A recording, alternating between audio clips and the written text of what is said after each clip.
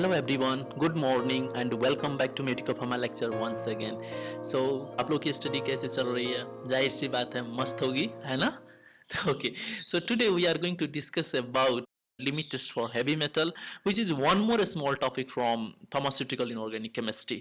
Okay, so ये जो हमारा lecture होगा वो specially it will be for first semester B pharmacy student and diploma in pharmacy. Okay, और ये उनके लिए भी useful होगा whose syllabus include this topic. Okay, so please be stay with me till the end. Okay, so shall we start? Okay, can you guess what type of impurity is this heavy metal? Yeah, absolutely right. ये cumulative impurity है और you know it may not cause immediate adverse effect, but when taken for long period of time it will accumulate in our body and shows toxicity. Okay, सो ये immediately कोई भी adverse effect नहीं दिखाता है, लेकिन जब आप कंज्यूम करते हैं तो ये आपके बॉडी में एक्यूमुलेट होता है और उसके बाद ये टॉक्सिसिटी दिखा सकता है. So can you give me some example? Okay, ठीक है. तो जैसे कि हुआ copper, nickel, cobalt, mercury et cetera. अब सपोज कीजिए कि ये इम्प्योरिटी अगर हमारे फार्मास्यूटिकल प्रिपरेशन में है तो क्या करेगा? If this impurity is present in our pharmaceutical preparation or ingredients, then what it is gonna cause? तो ये बहुत सारे प्रॉब्लम करेगा, जैसे कि it can decrease the therapeutic value of a drug. Okay, so drug की थेराप्यूटिक वैल्यू को decrease कर देगा. सेकेंडली, इट कैन अराइज और create technical problem during drug formulation. तो जब भी आप ड्रग फॉर्मुलेशन कीजिएगा उस समय ये इंटरेक्ट करेगा बहुत सारे एक्सिपिएंट से और ये फॉर्मुलेशन में प्रॉब्लम क्रिएट कर देगा. And lastly, can you see this symbol and guess? Yeah, so it can show toxicity on prolonged consumption. ठीक है. So because of these problems we generally try to exclude these heavy metals impurity in our pharmaceutical preparation or ingredients. लेकिन problem क्या है कि practically it is very difficult to exclude them. Okay, so various pharmacopoeia what they have done, उन्होंने एक limit fix किया हुआ है each impurity के लिए. ओके, जिसको हम लोग क्या बोलते हैं? परमिसिबल लिमिट बोलते हैं. And if that impurity is beyond that permissible limit then we are not going to use that preparation और we are not going to use that pharmaceutical preparation. Okay, so हम लोग को कैसे पता चलेगा कि ये इंप्यूरिटी जो है हमारे फार्मास्यूटिकल प्रिपरेशन में बियॉन्ड है परमिसिबल लिमिट के कि उसके भीतर है? So for that we have to carry out limit test. Okay, that's why limit test for heavy metal is needed. ठीक है, तो अब आइए इसको डिफाइन करते हैं. तो इसको कैसे डिफाइन करेंगे?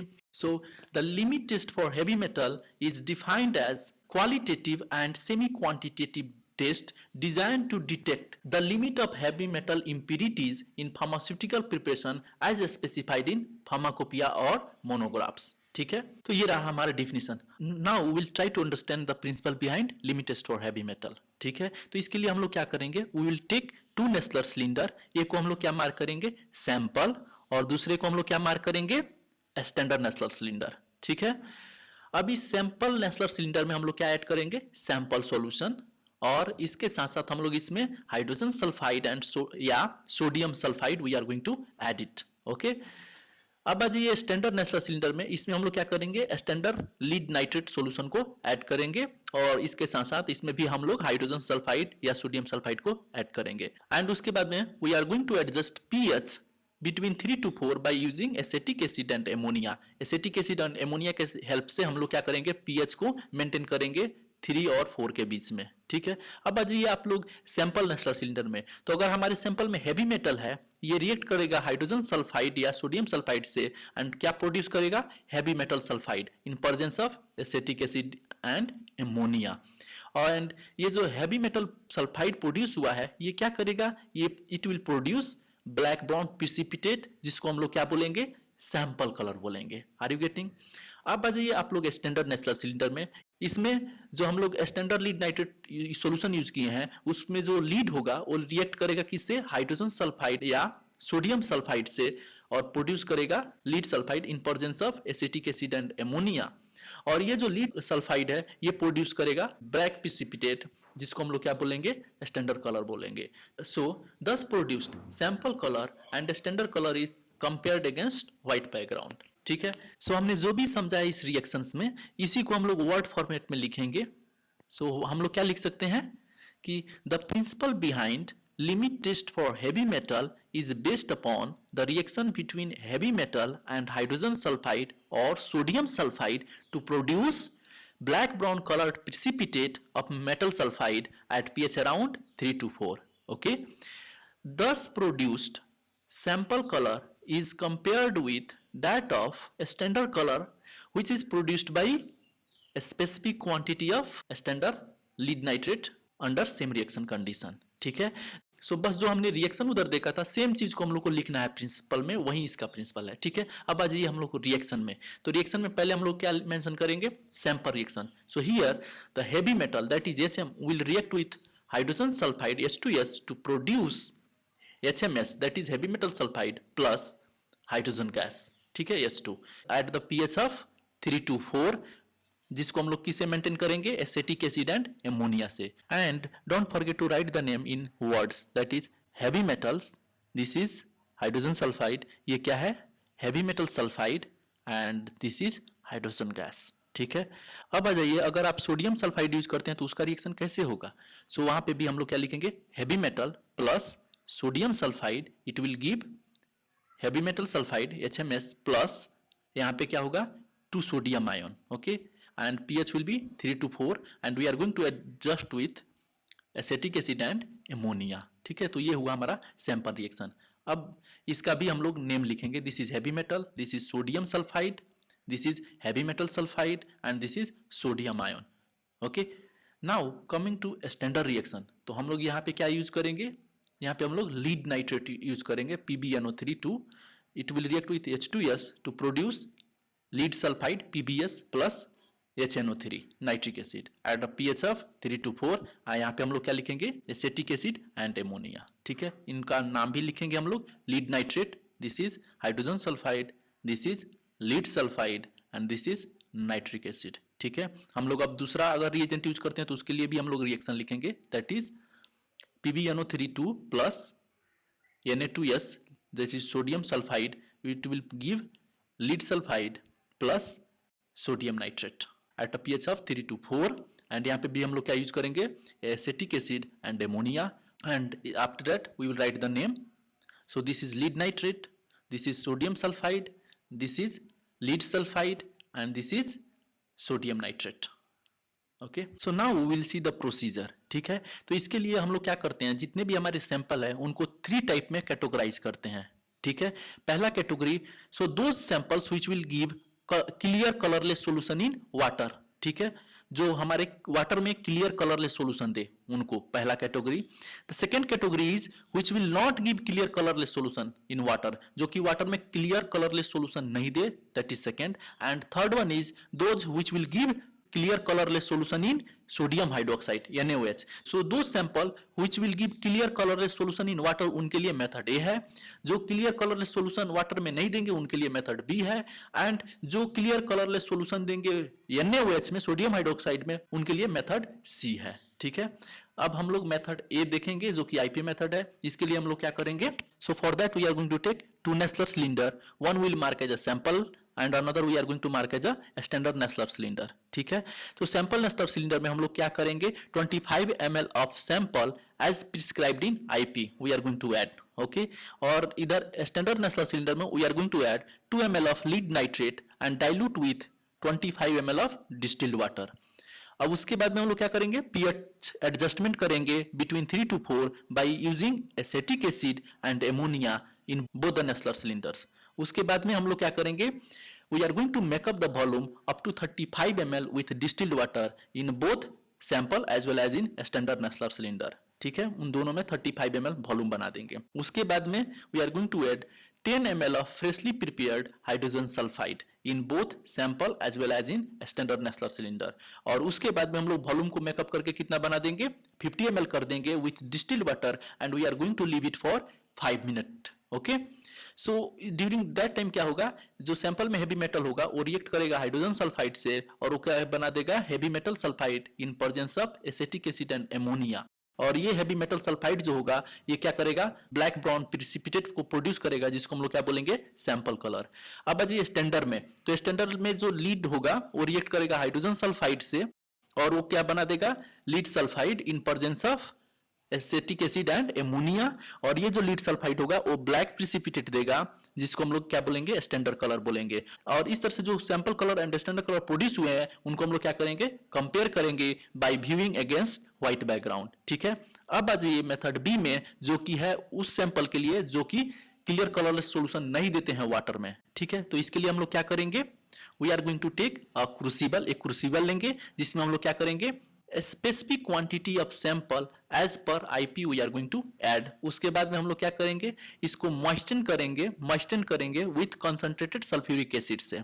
ठीक है, और then we are going to ignite it until it will become charm, जब तक ये जल के पूरा राख न हो जाए। ठीक है, उसके बाद में हम लोग क्या करेंगे, we are going to add few drops of nitric acid, and उसके बाद में हम लोग इसको हीट करेंगे at a temperature of 500 degree Celsius. ठीक है, उसके बाद में हम लोग इसको कूल करेंगे, और कूल करने के बाद में जो रेसिड्यू होगा उसको हम लोग डाइजेस्ट करेंगे 10 ml ऑफ हाइड्रोक्लोरिक एसिड के साथ। ओके, एंड देन जो भी एसिड एक्स्ट्रा होगा उसको हम लोग क्या करेंगे, न्यूट्रलाइज करेंगे विथ अमोनिया। ठीक है, then we are going to dilute this solution with distilled water, उसको डाइल्यूट करेंगे और फिर उसको फिल्टर करेंगे, और फिल्टर करने के बाद जो फिल्ट्रेट आएगा उसका पीएच को एडजस्ट करेंगे 3 to 4 के बीच में bye using acetic acid and ammonia. उसके बाद में हम लोग एक नेस्लर सिलेंडर लेंगे जिसको सैंपल मार्क करेंगे, और उसमें जो हमारा सैंपल प्रिपेयर हुआ है उससे 35 ml सैंपल लेंगे और उसको ऐड करेंगे उस नेस्लर सिलेंडर में। उसके बाद में हम लोग 10 ml of freshly prepared hydrogen sulphide को ऐड करेंगे, और उसके बाद में make up the volume up to 50 ml by using distilled water, and we are going to keep aside it for 5 minute. उसके बाद में क्या होगा, ब्लैक प्रिसिपिटेट फॉर्म करेगा, that is our sample colour. Okay, and what about standard solution, तो standard solution will be prepared same as method A. ठीक है, अब आ जाइए मेथड सी में, जो कि उस सैंपल के लिए है which are going to give clear colourless solution in sodium hydroxide. ठीक है, तो उसके लिए हम लोग क्या करेंगे, for that we are going to take 2 Nessler cylinder, one will mark as a sample Nessler cylinder and another we are going to mark as a standard Nessler cylinder. So the sample Nessler cylinder में हम लोग क्या करेंगे, 25 ml of sample as prescribed in Indian Pharmacopoeia हम लोग क्या करेंगे, उसको ऐड करेंगे, और स्टैंडर्ड में क्या करेंगे,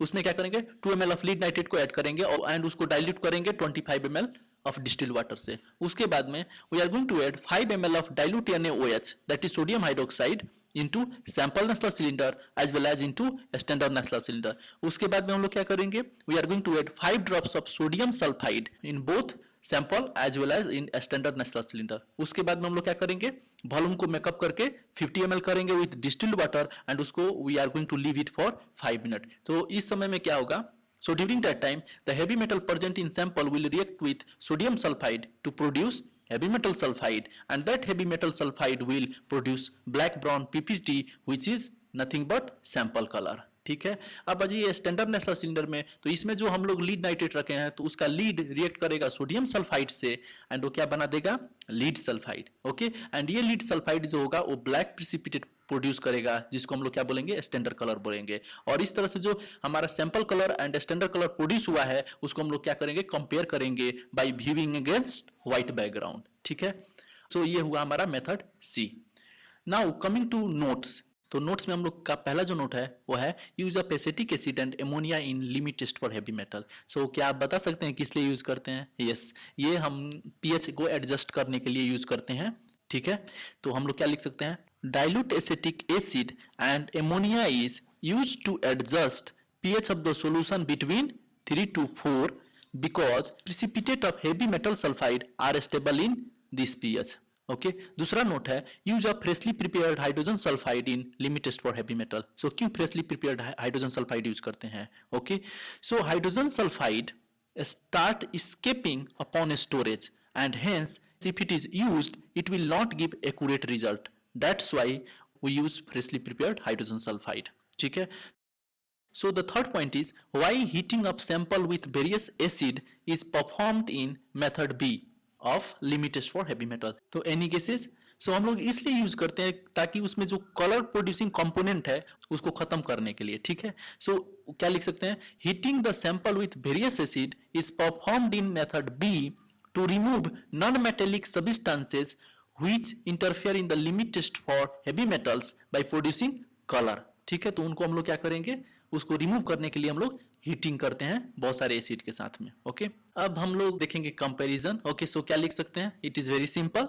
the colour produced by sample as well as standard are compared against white background. ठीक है, and coming to results what we can write? We can write like that, if the sample color is less than that of a standard color then sample will pass the limit test for heavy metals। ठीक है, and if the sample color is more than that of a standard color then sample will fail the limit test for heavy metal। तो जब भी कोई भी limit test को पास करना है तो हमेशा उसको स्टैंडर्ड कलर से क्या होना होगा? कम होना होगा। ओके, अब हम लोग इसके कुछ इंपॉर्टेंट क्वेश्चन को देखेंगे। तो generally the question will be direct and it will come like, write the principle involved in limit test for heavy metals, और write in brief about limit test for heavy metal, जो generally 5 marks के लिए पूछता है। Sometime long ऐसे भी आते हैं, जैसे कि write in detail about principle involved in limit test for heavy metal and write the reaction and procedure involved in limit test for heavy metal. ठीक है, एंड समटाइम सर्ट क्वेश्चन भी आते हैं 1 मार्क या 2 मार्क के लिए, that is why acetic acid and ammonia is used in limit test for heavy metal. ठीक है, अब आ जाइए आंसर टिप्स में। इसमें क्या करना है, आपको पहले जो भी आंसर लिख रहे हैं उसका एक सूटेबल टाइटल दीजिए। ठीक है, आफ्टर दैट उसके बाद में हम लोग क्या करेंगे, उसके बाद में आप जो भी लिखिएगा उसका सब टाइटल दीजिएगा, जैसे कि introduction, definition, examples, note et cetera. ठीक है, एंड लास्ट में मैं आपको ये सजेशन दूंगा कि आप उतना ही लिखिए जितना जरूरी है और स्पेसिफिक हो, ज्यादा मत लिखिए और नाइसली रिप्रेजेंट करके लिखिए, और ऐसा नहीं कि फैंसीफुल बनाते रहिए, ऐसा मत कीजिएगा। ठीक है, सो इन सब का आंसर मेरे स्टडी मटेरियल में मिल जाएगा अच्छी तरह से। And how you can download? Okay, so there is 2 method as I told you in the previous lecture. One is you can directly go to our Facebook group and download. Okay, link is given in the description section, or you can send me your email ID and the subject name in my Instagram, and the link is given in description section, and I will add you in the mailing list, and whenever I will post any video related to that particular subject, you will receive the note via email. Okay, so this is all about limit test for heavy metal. With this we came to the end, and please subscribe my channel, and how you feel about this video please mention this in the comment section, and if you have enjoyed this lecture please give me a thumbs up and subscribe my channel. Thank you very much.